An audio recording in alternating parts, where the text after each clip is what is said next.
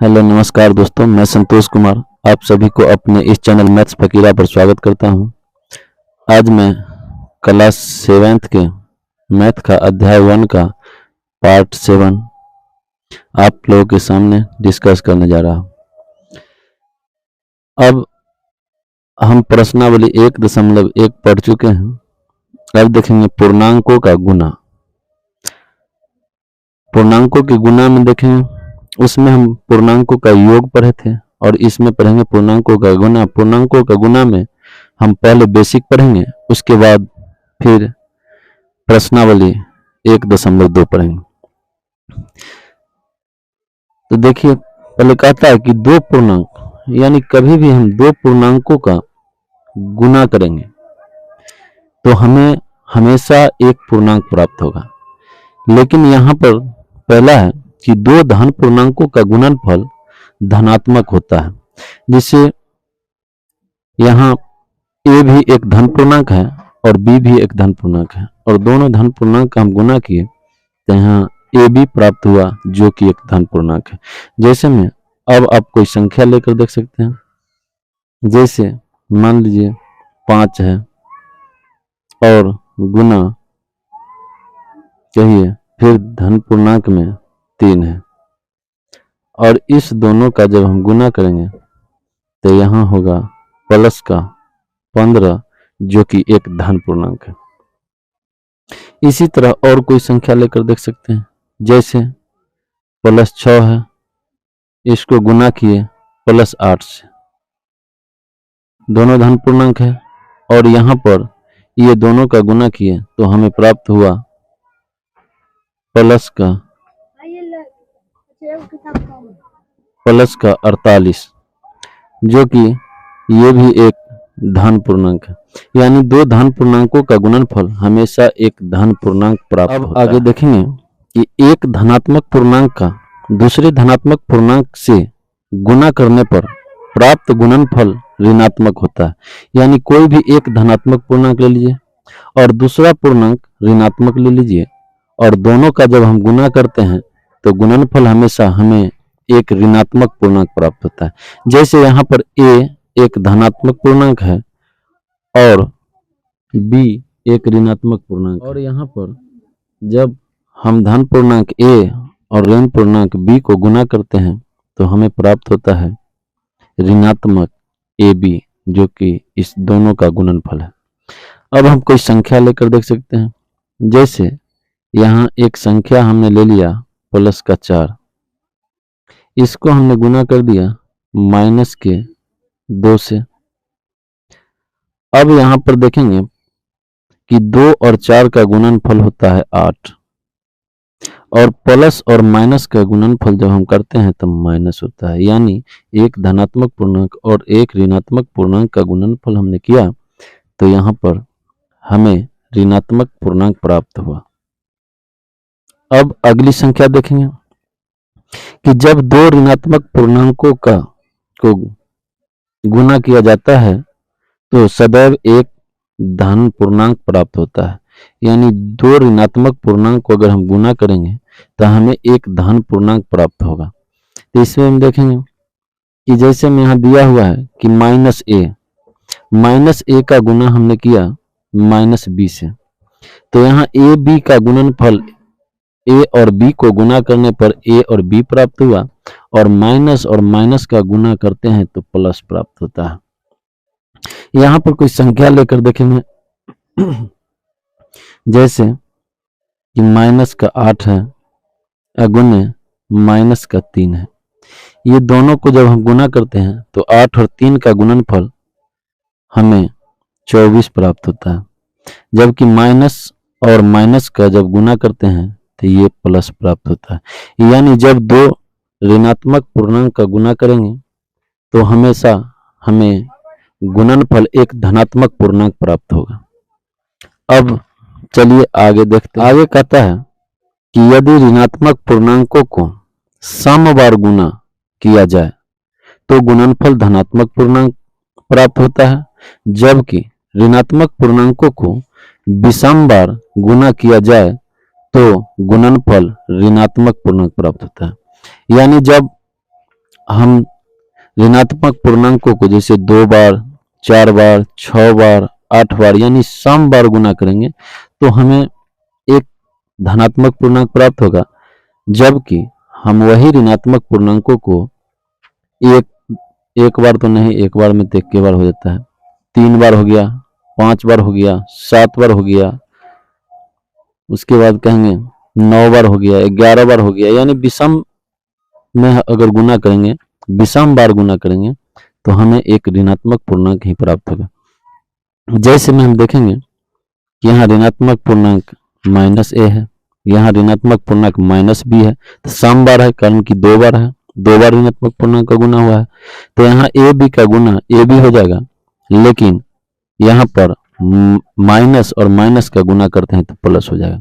कोई संख्या लेकर देख सकते हैं, जैसे -2 को गुना अगर करते हैं -4 से, तो यहाँ पर 2 और 2 का गुणनफल, 2 और 4 का गुणनफल 8 हो जाएगा, और माइनस और माइनस का गुणनफल माइनस हो जाएगा, यानी माइनस और माइनस का गुणनफल प्लस हो जाएगा। यानी हम कह सकते हैं कि सम बार यानी 2 बार किए तो यहाँ पर हमें 8 प्राप्त हुआ और ये धनात्मक 8 प्राप्त हुआ। यानी सम बार जब भी हम गुना करेंगे तो हमें धनात्मक पूर्णांक प्राप्त होगा, और विषम बार जब भी गुना करेंगे तो ऋणात्मक पूर्णांक प्राप्त होगा। जैसे हम देखेंगे कि यहाँ -a का गुना किए -b से, फिर गुना किए -c से, यानी 3 बार है, 3 बार है तो ये विषम बार हो गया, विषम बार हो गया। तो यहाँ पर देखिए a और b का जब हम गुना किए तो यहाँ ab हो गया, ab हो गया, यहाँ माइनस और माइनस का गुना हुआ तो प्लस हो गया, अब फिर गुना है -c। अब देखिए ab का -c से गुना किए तो यहाँ हमें abc हो गया, और प्लस का माइनस से गुना किए तो माइनस हो गया, यानी यही यहाँ लिखा हुआ है। अब कोई संख्या लेकर समझते हैं, जैसे 2 हो गया, गुने 5 हो गया, गुने 4 हो गया, और ये सब ऋणात्मक संख्या है, सब में माइनस लगा दिए, सब के सब ऋणात्मक संख्या है। अब इसका गुना करते हैं तो 2 और 5 का गुना करते हैं तो हमें प्राप्त होता है 10, और माइनस माइनस का गुना होता है प्लस। यहाँ पर फिर गुना कर रहे हैं -4 से। अब देखेंगे 10 के 4 से गुना करते हैं तो हमें प्राप्त होता है 40, और प्लस का गुना माइनस से करते हैं तो हमें प्राप्त होता है माइनस। यानी विषम बार अगर किसी भी पूर्णांक ऋण पूर्णांक का गुना किया जाए तो वो गुणनफल जो हमें प्राप्त होगा वो ऋणात्मक पूर्णांक प्राप्त होगा।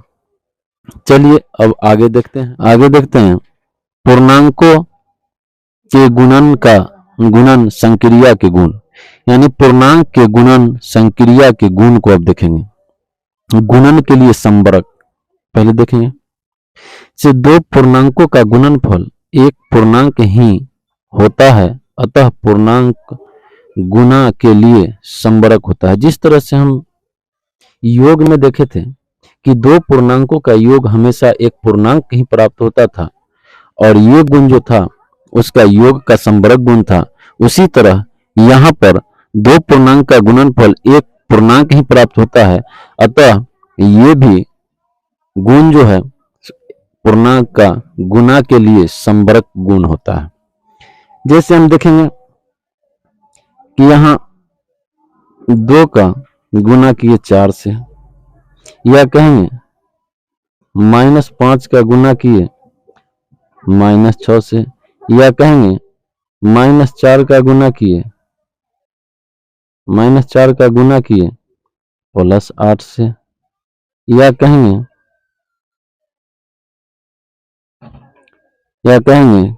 10 का गुना किए -5 से। ये सब गुना है और सब एक पूर्णांक है। अब देखेंगे कि यहाँ 4 और 2 दोनों पूर्णांक है, और दोनों पूर्णांक का जब गुना करते हैं तो हमें एक पूर्णांक संख्या ही प्राप्त होता है, जैसे कि 2 और 4 का गुना करने पर 8 प्राप्त होता है, और ये 8 भी एक पूर्णांक है। यहाँ पर देखेंगे -5 और -6 का गुना करेंगे तो 5 6 के गुना होता है 30 और माइनस माइनस का गुना हो जाता है प्लस। यानी यहाँ भी हम कहेंगे कि दो पूर्णांक का गुना किए तो एक पूर्णांक प्राप्त हुआ। यहाँ पर 4 का और 8 का गुना करते हैं होता है 32 और माइनस प्लस का गुना करते हैं होता है माइनस, ये भी एक पूर्णांक है। यहाँ भी देखिए 10 भी एक पूर्णांक है, -5 भी एक पूर्णांक है और ये दोनों को गुना करते हैं तो होता है 50 और यहाँ प्लस और यहाँ माइनस, इसका गुना करते हैं होता है माइनस। यानी हमेशा जब किसी दो पूर्णांक का गुना करेंगे तो हमें एक पूर्णांक ही प्राप्त होगा और ये गुण गुना के लिए समवर्ग गुण होता है। चलिए अब आगे देखते हैं। कहता है कि दो पूर्णांकों के गुना में पहले पूर्णांक के दूसरे पूर्णांक से गुना करें या दूसरे को पहले से गुणनफल बराबर होता है। यानी कहने का मतलब है कि दो पूर्णांक में पहले पूर्णांक को दूसरे पूर्णांक से गुना कीजिए या दूसरे पूर्णांक को पहले पूर्णांक से गुना कीजिए, गुणनफल हमेशा बराबर होता है। और ये गुण जो होता है गुणन की क्रम विनिमयता कहलाता है। जैसे में हम योग का क्रम विनिमयता पढ़ते हैं। उदाहरण के लिए देखेंगे कि जैसे हम 4 को गुना करें 8 से या हम 8 को गुना करें 4 से, यहाँ पर दोनों का गुणनफल समान होना चाहिए। 4 के 8 से गुना करने पर होता है 32 और यहाँ होता है 8 को 4 से गुना करते हैं तो यहाँ भी होता है 32।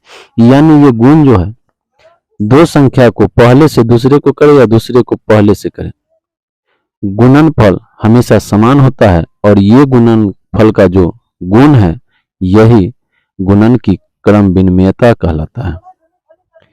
चलिए अब आगे देखते हैं। अब देखें गुणन का साहचर्य गुण। यदि किसी तीन पूर्णांक संख्या का गुना करें जिसमें पहली का दूसरी के साथ गुना करके तीसरी पूर्णांक के साथ गुना करें या दूसरे व तीसरे पूर्णांक का गुना कर पहले पूर्णांक के साथ उनका गुना करे, गुणनफल समान होता है। यह पूर्णांकों के लिए गुणन का साहचर्य गुण कहलाता है। जैसे हम देखेंगे कि a और b का पहले गुना कर दिए, उसके बाद इस दोनों के गुणनफल को c से गुना किए, या a का गुना b और c के गुणनफल में किए, ये दोनों समान होगा। जैसे हम देखेंगे कोई संख्या रख करके, जैसे मान लीजिए 5 का गुना किए 6 से और फिर उसका गुना कर दिए 3 से, या 5 का गुना कर दिए 6 और 3 के गुणनफल से। यानी ये दोनों का गुणनफल अगर समान होता है तो यही साहचर्य गुण कहलाता है। जैसे हम देखेंगे कि 5 और 6 का गुना होता है 30 और उसमें गुना कर रहे हैं 3 से। यहाँ देखेंगे कि 5 में गुना कर रहे हैं 6 और 3 के गुणनफल से जो होता है 18। अब यहाँ देखेंगे 30 के 3 से गुना करते हैं तो प्राप्त होता है 90 और यहाँ 5 को 18 से गुना करते हैं तो प्राप्त होता है 90। और ये दोनों पूर्णांक समान आया, दोनों गुणनफल समान आया। यही गुण हमें साहचर्य गुण कहलाता है। यही गुण साहचर्य गुण कहलाता है।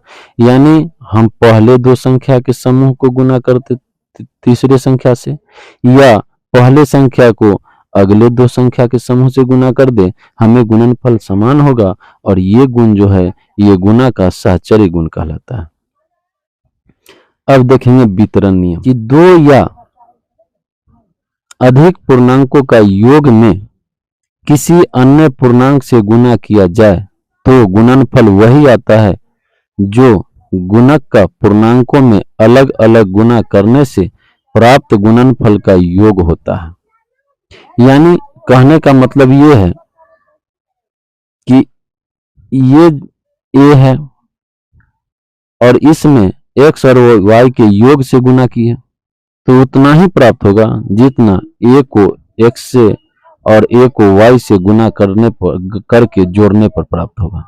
जैसे हम देखेंगे कि 4 का एक बार गुना कर दिए 5 और 8 के योग से, तो यहाँ 4 हो गया और गुना 5 8 का योग होता है 13। यहाँ पर हमें प्राप्त होगा 4 और 13 का गुना 52 होता है। यहाँ देखेंगे कि 4 और 5 का गुना किए, तो 4 और 5 का गुना होता है 20, प्लस 4 और 8 का गुना करते हैं तो प्राप्त होता है 32, और ये दोनों का जब योग होता है तो ये भी होता है 52। और ये जो गुण है, यही गुण को हम वितरण नियम कहते हैं। अब देखेंगे कि फिर यहाँ पर 4 को गुना किए हम -5 और 7 के योग से, तो यहाँ पर -5 और 7 का योग जो होगा ये हमें प्राप्त होगा 2, और यहाँ पर गुना करेंगे यहाँ पर गुना करेंगे 4 और -5 के, तो 4 और -5 का गुना होता है -20, और यहाँ पर 4 और 7 का गुना होता है 28। यहाँ पर ये दोनों का 4 और 2 का गुणनफल हमें प्राप्त हो रहा है 8, और यहाँ पर -20 और -20 और 28 का योग प्राप्त होता है 8, यानी यहाँ भी दोनों बराबर है। और यही गुण जो है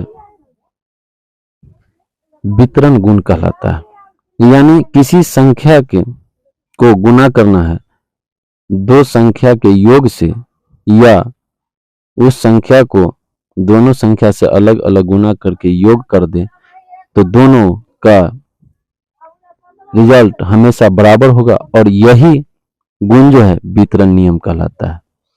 अब आगे देखेंगे गुणन के लिए तत्समक अवयव। यहाँ पर क्या कहता है कि किसी पूर्णांक को 1 से गुना करने पर वही पूर्णांक प्राप्त होता है, अतः पूर्णांकों में गुणन के लिए तत्समक अवयव 1 है। जैसे में हम योग में पढ़े थे कि किसी भी पूर्णांक में शून्य को अगर जोड़ते हैं तो हमें वही पूर्णांक प्राप्त हो जाता है, और यह वो गुण जो था, उस गुण में शून्य जो था योग के लिए तत्समक था, तत्समक अवयव था। यहां भी हम देख रहे हैं कि किसी पूर्णांक में किससे गुना किया जाए जो हमें वही पूर्णांक प्राप्त हो, तो यहाँ पर हमको 1 से गुना करना पड़ रहा है। यानी जब हम 1 से गुना करते हैं किसी भी पूर्णांक में, तो हमें फिर से वही पूर्णांक प्राप्त होता है। यानी यहाँ पर 1 जो होगा गुना के लिए तत्समक अवयव होगा। जैसे हम देखेंगे कि यहाँ पर 4 का गुना कर रहे हैं 1 से, और 4 का 1 से जब गुना करते हैं तो हमें 4 ही प्राप्त होता है। ठीक उसी तरह आगे देखेंगे कि -3 का गुना कर रहे हैं 1 से, और -3 का गुना जब 1 से कर रहे हैं तो हमें -3 ही प्राप्त हो रहा है। यानी यहाँ पर 1 हमारे लिए तत्समक अवयव है। यहाँ पर देखेंगे 25 का गुना कर रहे हैं 1 से, तो यहाँ भी हमें 25 ही प्राप्त होता है। यानी हम कहेंगे कि ये सभी में 1 क्या है, तो 1 तत्समक अवयव है। ठीक समझ गए। अब आगे चलेंगे 6 नंबर क्वेश्चन पर। अब देखेंगे हम योगात्मक प्रतिलोम। किसी पूर्णांक में 1 से गुना करने पर गुणनफल विपरीत चिन्ह का वही पूर्णांक प्राप्त होता है, अर्थात योगात्मक प्रतिलोम प्राप्त होता है। यानी किसी भी पूर्णांक में अगर हम -1 से गुना करेंगे तो हमें उसी पूर्णांक का विपरीत गुणनफल जो प्राप्त होगा विपरीत चिन्ह के साथ प्राप्त होगा, और विपरीत चिन्ह के साथ जो प्राप्त होता है उसी को हम योगात्मक प्रतिलोम कहते हैं। तो यहाँ पर देखेंगे हम a को जब -1 से गुना किए तो a को 1 से गुना करने पर a प्राप्त हुआ, और यहाँ प्लस है, यहाँ माइनस से गुना हुआ, प्लस माइनस का गुना माइनस होता है, और ये जो होगा योगात्मक प्रतिलोम होगा। जैसे कोई संख्या लेकर देखते हैं, 5 को गुना कर रहे हैं -1 से, तो यहाँ पर हमें 5 और 1 का गुना 5 प्राप्त होता है और प्लस और माइनस का गुना माइनस प्राप्त होता है।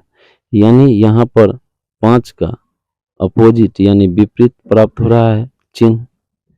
यहाँ पर धन चिन्ह है, यहाँ पर ऋण चिन्ह प्राप्त हो रहा है यानी विपरीत प्राप्त हो रहा है। और यही जो -5 जो प्राप्त हुआ यही योगात्मक प्रतिलोम प्राप्त हुआ। उसी तरह देखेंगे कि -8 को अगर गुना कर रहे हैं -1 से तो यहाँ पर 8 और 1 का गुणनफल 8 होता है और माइनस माइनस का गुणनफल प्लस होता है। यानी यहाँ पर देखेंगे कि -8 में हम गुना किए थे -1 से और यहाँ प्राप्त हुआ +8, यानी इसका विपरीत चिन्ह के साथ ये प्राप्त हुआ संख्या। इसीलिए हम कहेंगे कि यहाँ पर +8 जो है योगात्मक प्रतिलोम है। अब देखेंगे कि किसी पूर्णांक में शून्य से गुना करने पर गुणनफल शून्य प्राप्त होता है, चाहे दुनिया का कोई भी संख्या हो। यहाँ ऋणात्मक में अनंत तक या धनात्मक में अनंत तक अगर उस संख्या को हम शून्य से गुना करें तो हमेशा गुणनफल हमें शून्य प्राप्त होता है। जैसे में यहाँ 1 को गुना किए शून्य से हमें शून्य प्राप्त हुआ। या कोई संख्या लीजिए, मान लीजिए 1 2 5 4 6 कितना बड़ा संख्या ले लीजिए और इसको गुना कर दीजिए 0 से, ये हमेशा 0 ही प्राप्त होगा यानी शून्य ही प्राप्त होगा। और इसमें अनंत तक को किसी भी संख्या को धनात्मक या ऋणात्मक में लेकर गुना करें। जैसे ऋणात्मक में 5 लेते हैं, इसको भी गुना करेंगे शून्य से, हमें शून्य प्राप्त होगा। धनात्मक में कोई संख्या ले लीजिए, शून्य से गुना करने पर हमेशा शून्य ही प्राप्त होता है। चलिए आज इतना ही। अब इससे आगे अगला वीडियो में, अगर आप सभी को मेरा वीडियो पसंद आए तो लाइक, सब्सक्राइब और शेयर जरूर करें। धन्यवाद।